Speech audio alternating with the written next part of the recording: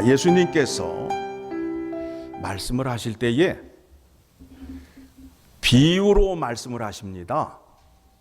왜 비유로 말씀을 하실까요? 귀가 있는데 들을 수 있는 사람만 들으라고 비유로 말씀을 하십니다. 비유로 말씀을 하시고 꼭 그 뒤에 비유에 대한 해석도 해 주십니다. 그래서 하나님의 말씀을 자세히 잘 살펴보게 되면 왜 이런 말씀을 하셨는지를 알 수 있게 됩니다.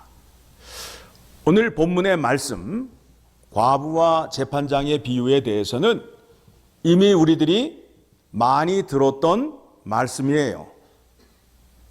자, 여러분에게 한 가지 확인하고 넘어갑니다. 왜 이 비유를 하셨다고요?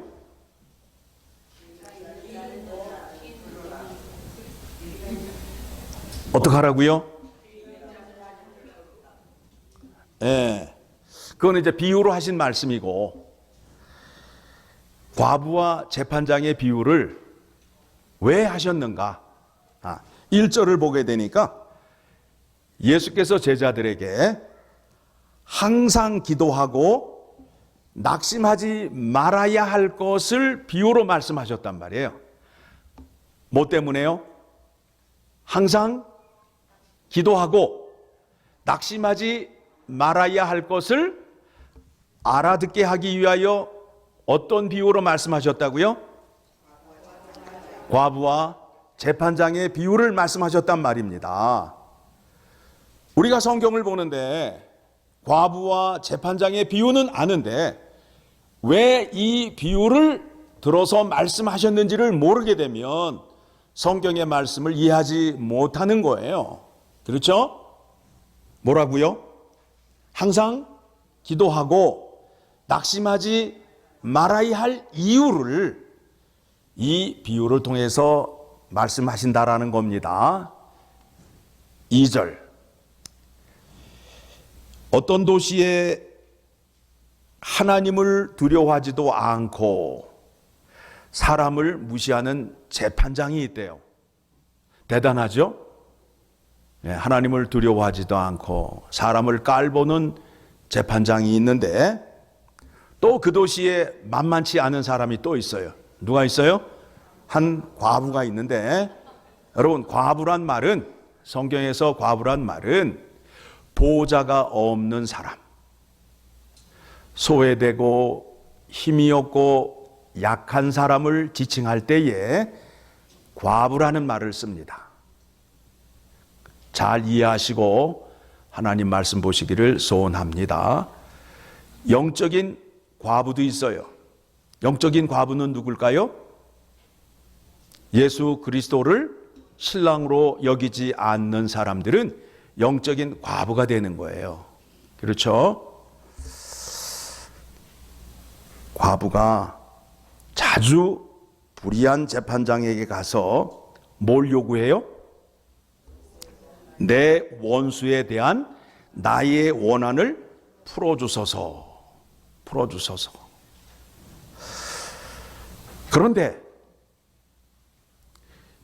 하나님을 두려워하지 않고 사람을 깔보는 이 불의한 재판장이 이 과부의 간청을 들어준다는 거예요.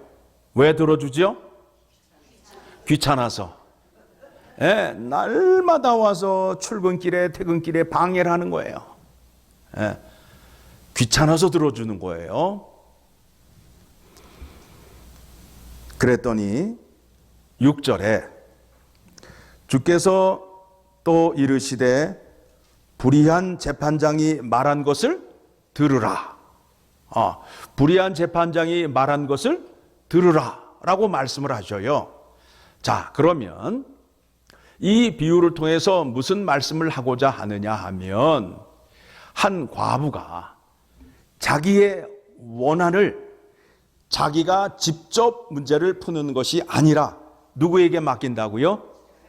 재판장에게 맡기고, 불의한 재판관은 하도 귀찮게 하니까 풀어주는 내용이에요. 7절입니다. 하물며 하나님께서 그 밤낮 부르짖는 택한 자들의 원한을 풀어주시지 않겠느냐? 그들에게 오래 참으시겠느냐? 하나님과 우리의 관계는 어떤 관계지요? 아버지와 아들의 관계란 말입니다. 먼저 관계를 확인하시고, 그러니까 사람을 깔보고 무시하는 재판장도 그 귀찮게 구는 사람의 간청을 들어주는데, 하물며 아버지가 아들의 기도를 들어주지 않겠느냐? 우리의 기도를 당연히 들어주신다. 8절, 내가 너희에게 이르노니 속히 그 원한을 풀어주시리라. 하나님이 그 원한을 풀어주시는데, 그런데 중간에 접속사가 있습니다. 접속사가 뭘로 되어 있죠? 앞문장과 뒷문장을 연결시켜주는 접속사가 있는데, 그러면 앞의 내용을 이어받아서 뭔가 결론으로 맺어가는 흐름이지만, 그런데 오늘 본문 말씀에는 뭐가 들어가 있어요? 그러나는 언제 써요? 앞문장과 반대되는 내용을 말할 때 그러나라고 말한단 말이에요. 원한을 풀어주리라 말씀하셨어요. 거기까지 했으면 좋았는데, 그러나 인자가 올 때에 세상에서 믿음을 보겠느냐 하시니라. 무슨 말씀일 것 같아요? 기도 다 들어주신다고 말씀하셨잖아요. 그런데 인자가 올 때에, 예수님께서 다시 올 때에 세상에 있는 것들을 보겠느냐라는 말씀이에요. 그러니까 이 말씀 속에는 아버지의 말씀을 따라 순종하라라는 말씀이 이 속에 담겨져 있습니다. 우리가 기도를 하는 데 있어서 아버지의 뜻을 이루는 것과 내 소원을 이루는 기도가 있습니다. 욕망이라는 게 있는데, 욕망은 간절히 바라는 마음이 있고, 탐심은 탐내는 마음이고, 탐식은 음식을 탐내는 것을 탐식이라고 말하고, 욕심은 분수에 지나치게 바라는 마음, 탐욕은 사물에 집착하여 만족할 줄 모르는 마음이라고 국어사전에 정리를 하고 있습니다.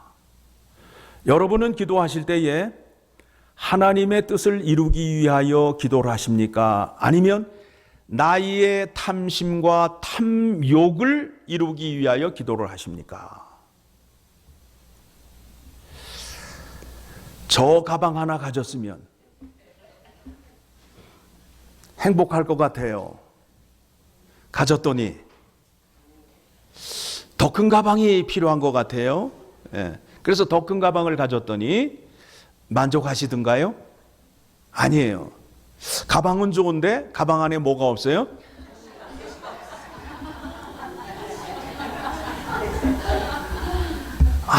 그렇잖아요. 우리의 그 마음이 우리의 마음은 채워지지 않아요.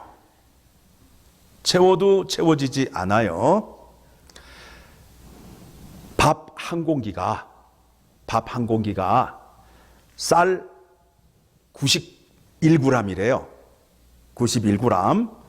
그러면 하루 3끼 365일을 먹으면 1년이 되면 어느 정도를 먹느냐 하면 100kg 정도를 먹는데요. 그러면 옛날 기준으로 하게 되면 쌀 한 가마니가 80kg예요. 80kg. 그러면 1년 동안 100kg를 먹으니까 쌀 한 가마니하고 4분의 1. 쌀만 라면, 떡, 빵 빼고 반찬 빼고. 에? 예. 그렇게 해서 50년 동안을 먹으면 한 63가마 정도를 먹는 거예요. 50살 넘으셨죠? 몇 가마를 드셨다고요? 그게 다 어디로 갔어요? 그런데 이제 점심시간이 다가오니까 어떻게 해요? 그렇게 먹었는데도 또 먹어야 돼. 속이 허해. 사람이라는 존재가 그렇단 말입니다. 그래서 늘 사람은 이기적일 수밖에 없어요. 내가 배가 고프면 이웃이 보이지 않아요. 내 안에 욕심이 생기게 되면 이웃이 보이지 않아요. 그런데 하나님의 말씀은 내 이웃을 사랑하라는 거예요. 말씀이 내 안에 들어오게 되면 이웃이 보여요. 가난한 자, 배고픈 자가 보여요. 그래서 하나님의 사랑을 전할 수 있는 자가 되는 거예요.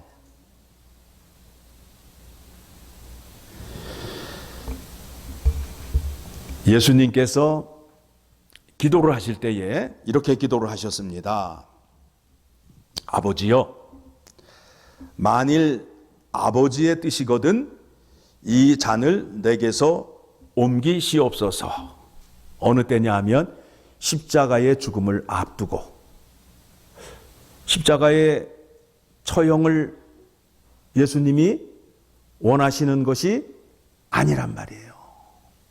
사람을 죽이는 데 있어서 가장 악랄하게 고통스럽게 죽이는 게 십자가의 죽음이에요. 차라리 목을 베면 잠깐 고통을 당하지만 죽은 사람은 고통을 몰라요. 그런데 십자가에 매달아 놓고 손과 발에 못을 박고 사람을 죽이기 시작하면 보통 3일에서 6일 동안이 간다는 거예요. 그러면 그 사람이 십자가에 매달려 있는 동안 어떤 표정을 지을까요? 평안한 가운데 죽음을 기다릴까요? 아니면 고통스러워서 고래고래 소리를 지를까요? 그래서 이 십자가의 죽음의 방법은 공개 처형이에요. 사람들을 불러 모아놓고 죽이는 방법이에요. 로마 사람들이 로마의 말을 듣지 않는 사람들을 죽이는 데 쓴 방법이란 말이에요. 로마 정권에 항거를 하게 되면 이렇게 고통스럽게 죽는다라는 그 죽음의 방법을, 십자가의 방법을 택한 거예요. 얼마나 아프겠어요. 손톱 밑에 조그만 가시가 하나 들어가도 그렇게 아픈데 손과 발에 대못이 박혀서 그 고통을, 그것도 소파에 앉아 있는 것도 아니고 나무에 매달려서 며칠 동안을 그렇게 고통을 당한다면 얼마나 아프겠습니까? 그 죽음을 앞두고 예수님께서 기도를 하십니다. 그러나 내 원대로 마옵시고 아버지의 뜻대로 되기를 원하나이다. 예수님께서 기도하실 때에 내 원대로가 아니라 아버지의 뜻대로 하옵소서 하시며 십자가에 죽으셨다는 거예요. 또 예수님께서 제자들에게 기도를 가르쳐 주셨습니다. 그러므로 너희는 이렇게 기도하라. 하늘에 계신 우리 아버지여, 이름이 거룩히 여김을 받으시오며 나라가 임하옵시며 뜻이 하늘에서 이루어진 것 같이 땅에서도 이루어지리이다. 그러니까 기도할 때에 하늘 아버지가 나의 아버지임을 인식하고 나아가야 되고 그 아버지를 영화롭게 하여야 하고 하늘의 뜻이 이 땅에 이루어지길 간구하는 마음으로 기도를 하라고 말씀하고 있습니다. 오늘 본문의 말씀을 보게 되니까 그러나 인자가 올 때에 세상에서 믿음을 보겠느냐, 다시 말하면 하나님 아버지의 뜻대로 산 것을 내가 확인하겠다.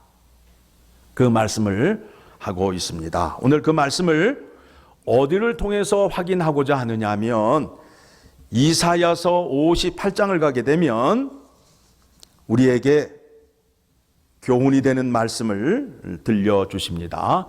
이사야서 58장 1절, 하나님께서 하나님 말씀을 듣지 아니하고 불순종하는 이스라엘 백성들을 향하여 선지자 누구를 택하셨어요? 이사야를 택하여서 이제 이사야에게 부탁을 합니다. 1절, 크게 외치라. 목소리를 아끼지 말라. 그러니까 어떻게 전하라는 거예요? 고래고래 소리 지르며 전하라는 거예요. 모든 사람 다 듣게, 잠자는 사람 다 들을 수 있도록 크게 외치고 목소리를 아끼지 말라. 내 목소리를 나팔같이 높여 내 백성에게 그들의 허물을, 야곱의 집에 그의 죄를 알리라. 이사야를 통해서 하나님께서 하시고자 하는 말이 뭐예요? 이스라엘 백성과 야곱의 집에 있는 사람들이 무슨 죄를 지었는지 알게 하기 위하여 이사야 선지자를 택해서 소리를 지르라고 말씀하고 있습니다. 2절을 보니까 그들이 날마다 나를 찾아 나의 길 알기를 즐거워함이 마치 공의를 행하여 그의 하나님의 규례를 저버리지 아니하는 나라 같아서. 이스라엘 백성들이 어떤 마음을 갖고 있었느냐 하면 자기네가 지금 하나님 앞에서 믿음 생활을 잘하고 있다는 거예요. 에? 나만큼 믿음 생활하는 사람이 있으면 나와 하는 마음으로 누구를 찾아왔다는 거예요? 하나님을 찾아왔는데 하나님이 마음에 드신다, 마음에 들지 않는다? 마음에 들지 않는다라는 거예요. 그러면서 하나님과 가까이 하기를 즐거워하는도다.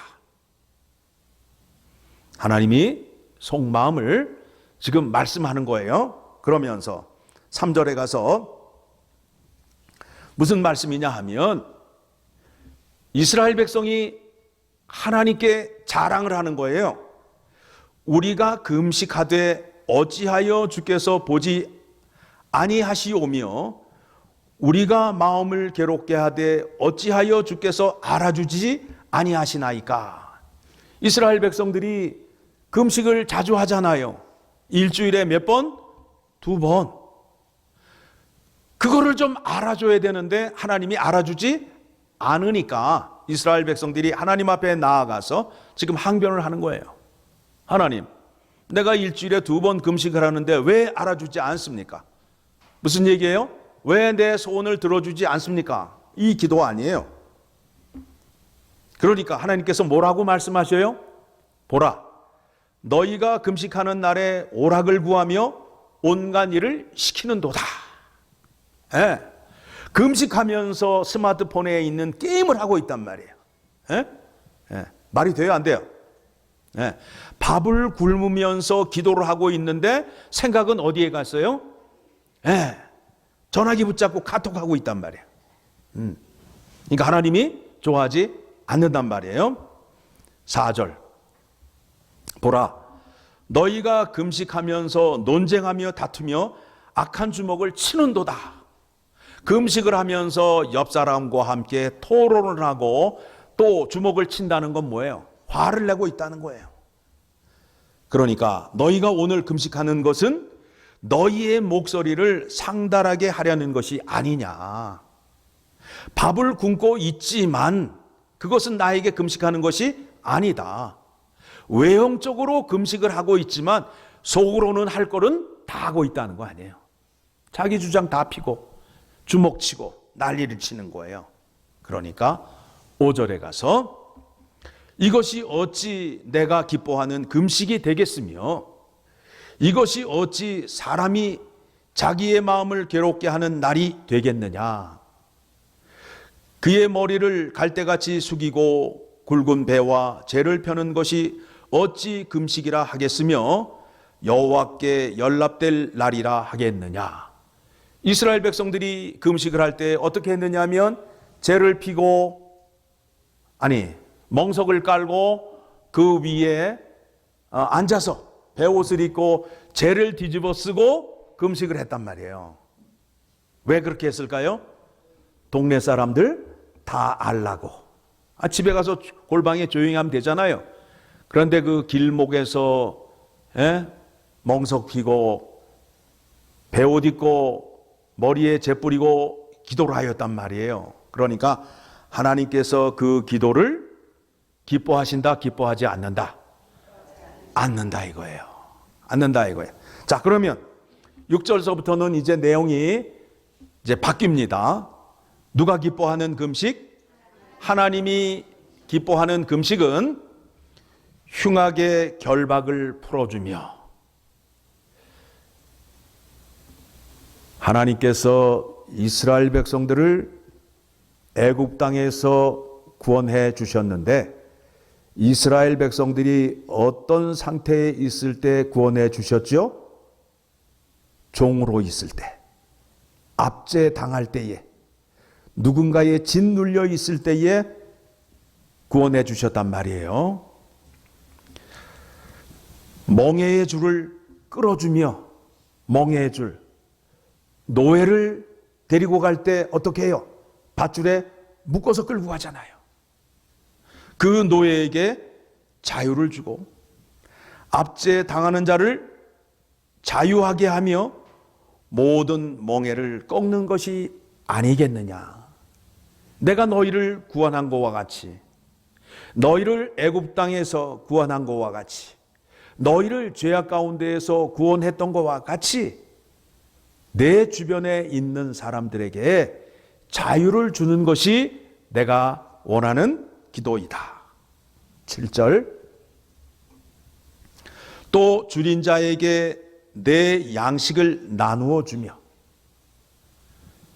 배고픈 자에게 내가 갖고 있는 양식을 나누어 주며, 위리하는 빈민을 집에 들이며, 잘 데가 없어 돌아다니는 사람을 집에 들이며, 헐 벗은 자를 보며 입히고, 또 내 골육을 피하여 스스로 숨지 아니하는 것이 아니겠느냐.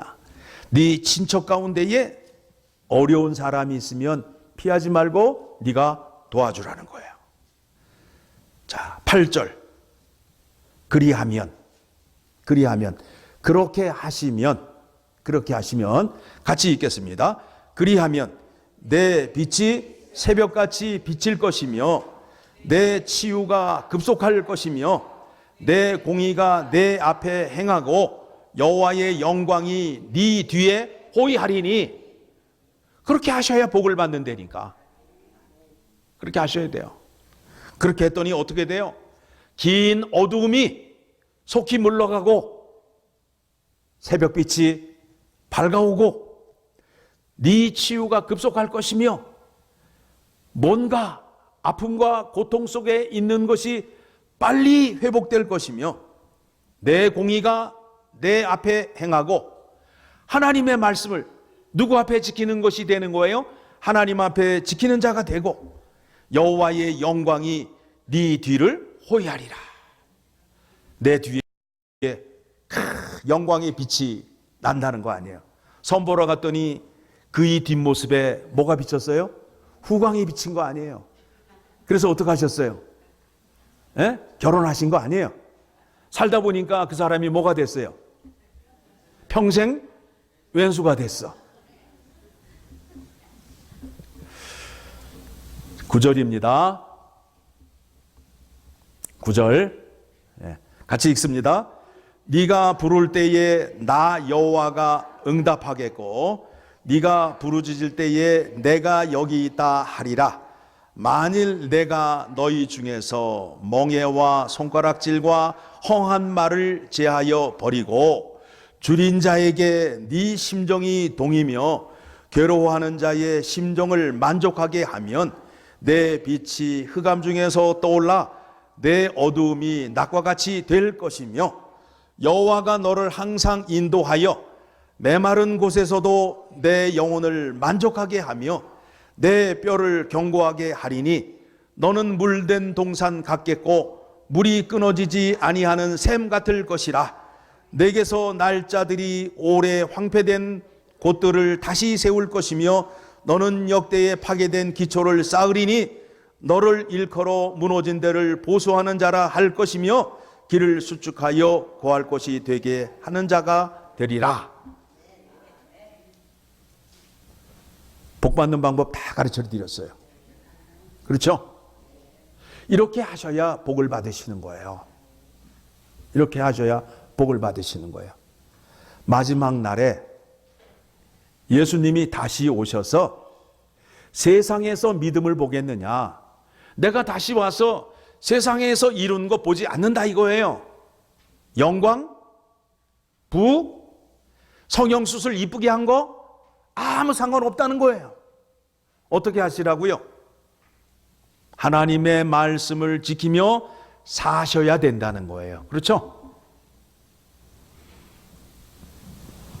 미가서 6장 6절 이하의 말씀을 보게 되면 어떤 사람이 하나님 앞에 나아가는데, 제사를 드리러 나아가는데 고민을 합니다. 뭐를 들고 가야 하나님이 기뻐하실까? 1년 된 순양을 들고 나아갈까? 조금 적은 것 같아. 1000마리의 제물을 들고 나아갈까? 그것도 좀 적은 것 같아요. 10,000만의 기름을 들고 나아갈까? 아니야. 하나님은 내가 낳은 맏아들을 들고 나오면 좋을 것 같아 라고 하면서 고민할 때에 선지자가 그 사람에게 말을 하고 있습니다. 사람아, 이 사람아, 정신 차려. 사람아, 같이 읽습니다. 사람아, 주께서 선한 것이 무엇임을 내게 보이셨나니 여호와께서 내게 구하시는 것은 오직 정의를 행하며 인자를 사랑하며 겸손하게 내 하나님과 함께 행하는 것이 아니냐. 하나님은 죄물을 들고 나아가는 것보다 상한 심령을 들고 오는 것을 더 좋아하신다고 말씀하고 있습니다. 그렇죠? 순종이 제사보다 낫다.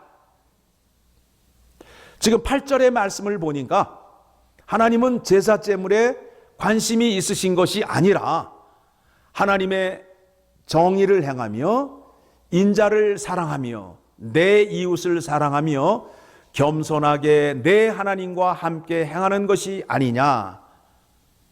하나님은 자기보다 앞서는 것을 싫어하고 항상 자기와 함께 기도하며 자기와 동행하는 것을 원하신다라고 말씀하고 있습니다. 주일날 예배를 나오실 때에 우리의 믿음을 담아 하나님께 예물을 드리잖아요. 그때에 어떤 믿음을 담으셔야 되느냐 하면 지난 한 주간도 하나님의 말씀을 지키며 살았습니다. 하나님 말씀에 의하여 이 돈을 내가 수고하여 땀 흘려 벌었습니다. 두 번째, 일주일 동안 살면서 나만 잘 먹고 잘 살지 않았습니다. 가난한 내 이웃을 돌보며 살았습니다 라는 마음을 갖고 오시고, 세 번째는 내 뜻대로 산 것이 아니라 하나님의 뜻대로 하나님과 기도하며 살았습니다 라는 내용을 들고 오시라는 거예요. 그러면 누가 기뻐하신다고요? 하나님이. 그렇게 사시게 되면 오늘 저녁에 예수님이 오셔도 두렵다? 안 두렵다? 안 두렵다. 왜냐하면 예수님께서 말씀하신 것이 무엇이에요? 인자가 올 때에 세상에서 믿음을 보겠느냐. 아버지의 뜻대로 행한 자를 내가 사랑하고 내가 그에게 복을 주리라 라는 말씀이에요. 그래서 우리의 믿음이, 우리의 기도가 나의 뜻을 구하는 것이 아니라 아버지의 뜻을 구하는 거예요. 그렇죠? 아버지의 뜻이 내 뜻이 되게 하시고, 그러니까 나는 내가 살지만 내 안에 하나님이 계셔서 하나님의 말씀으로 사는 사람인데 그 말씀을 어떻게 살아야 하느냐 하면 예수님의 성품을 닮아서 겸손하고 섬기는 성품으로 살게 해달라고 해서 아버지의 뜻이 내 뜻이 되게 하시고 주님의 성품이 내 성품이 되어서 성령의 권능이 내 능력이 되어서 하나님의 말씀을 지키는 자리로 나아가게 하여 주시옵소서. 이것이 믿음이고 이것이 기도가 되어야 됩니다. 믿음 생활 그러잖아요. 믿음 생활.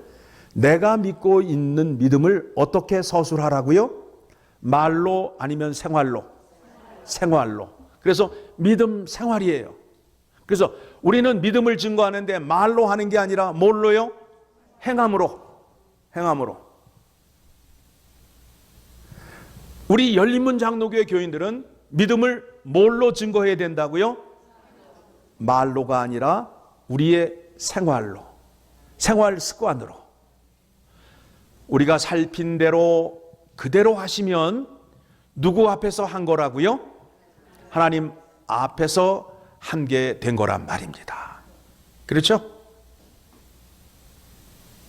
우리 주변에는 굶주리는 사람, 헐벗은 사람, 소외되고 억압받는 사람이 없어야 됩니다.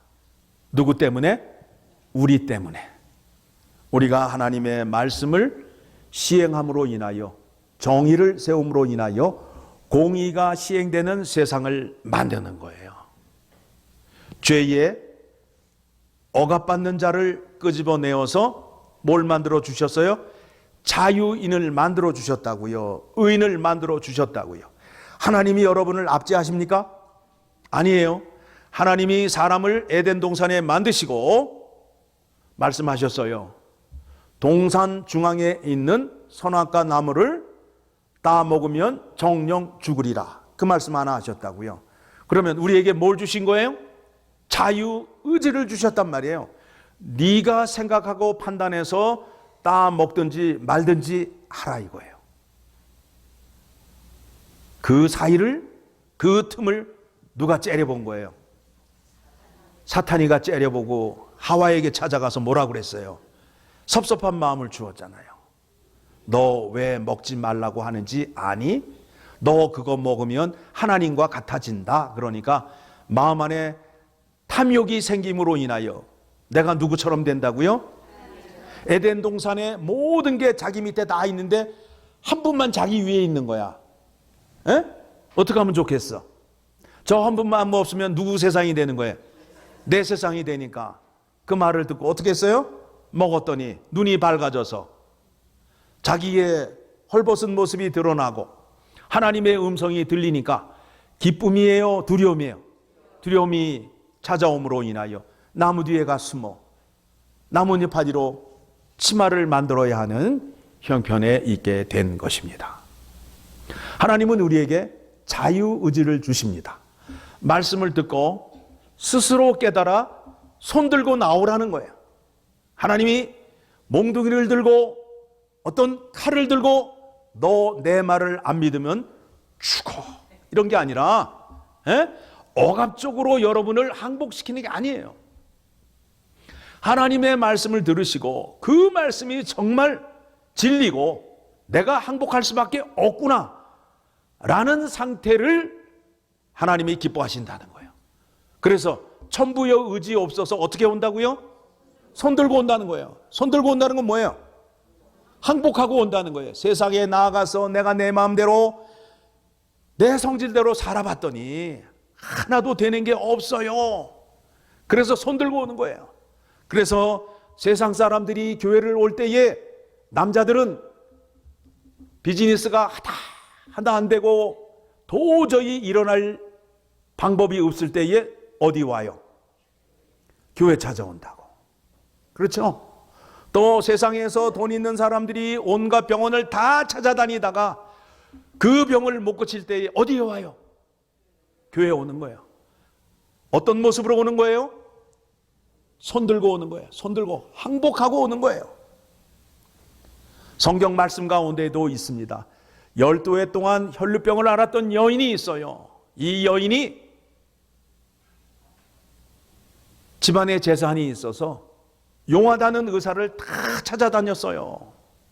가만히 있었던 게 아니에요. 용하다는 의사를 다 찾아다녔는데 그 병이 조금이라도 나았다 아니면 더 중하게 되었다. 더 중하게 되었을 때에 주님 앞에 나오게 된 것입니다. 하나님의 말씀을 스스로 깨달아서 정말 하나님 말씀밖에 없습니다 라고 항복하며 나올 때 하나님은 기뻐하신다는 거예요. 그러기 위해서는 우리가 하나님의 말씀을 잘 살피고 잘 이해가 되어서 세상의 어느 것으로도 나를 만족시킬 수 없고 오직 하나님 말씀만이 내 이 부패된 마음, 욕심 많은 마음을 부요하게 만들고 풍부하게 만든다라는 것을 깨달아야 된다라는 겁니다.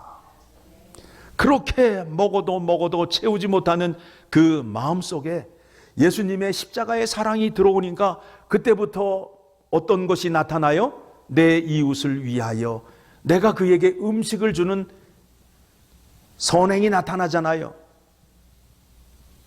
그 전에는 나를 위해서 먹어도 채워지지 않는 그 탐욕스러운 마음이 내 안에 가득 찼었는데 예수 그리스도의 십자가의 사랑이 들어오니까 이웃을 바라볼 때의 사랑과 자비, 긍휼이 넘침으로 인하여 이웃을 향하여 십자가의 사랑을 전할 수 있는 사람이 되었다라는 겁니다.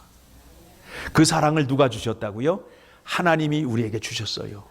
그 사랑을 우리에게 주시고 이제는 네가 내 사랑을 전하라 라고 말씀하시면서 우리에게 사랑을 주시는 거예요. 그럼 내가 지금 이웃에게 그 먹을 것, 마실 것을 주게 되면 누구의 사랑을 전하는 자가 되는 거예요? 하나님의 사랑을 전하는 자가 되는 거란 말입니다. 놀랍지 않아요? 죄인이 의인이 되어서 하나님의 사랑을 전할 수 있는 자가 되었다는 것 감사하지요? 당당하게 사시고 하나님의 사랑을 전하며 사는 자가 되셔서 오늘 이 약속의 복을 다 받으시며 다니셔야 돼요. 기도할 적마다 다 응답해 주시고 뒤에 영광이 따라다닌다잖아요. 하나님의 영광이 따라다닌다잖아요. 예? 제가 이제 볼 거예요. 뒤에 영광이 비치나 안 비치나 제가 확인할 겁니다. 이제 선행하며 살게 되면 나도 복 받고 또 말씀을 보게 되니까 12절을 보게 되니까 그 사람의 자식들도 복을 받는데 내가 믿음 생활 잘하게 되면 내 자식들도 복 받는다는 거 기억하시기 바랍니다. 기도하겠습니다. 하나님 아버지, 오늘 예수님의 비유의 말씀을 통해서 우리가 항상 기도하되 낙심하지 말아야 하며 하나님이 우리의 아버지가 되시고 기도할 때에 나의 탐심을 구하는 것이 아니라 하나님 아버지의 뜻을 구하는 자 되어서 그 뜻을 이룰 때에 하나님의 영광의 복이 우리에게 임하는 것을 확인하였사오니 그 복을 받기 위해서는 우리가 말씀에 순종하는 자리로 나아가야 되겠습니다. 지혜 주시고 믿음 주시고 능력 주셔서 계명을 지키며 사는 자로 허락하여 주시옵소서. 감사드리며 예수님의 이름으로 기도드리옵나이다. 아멘.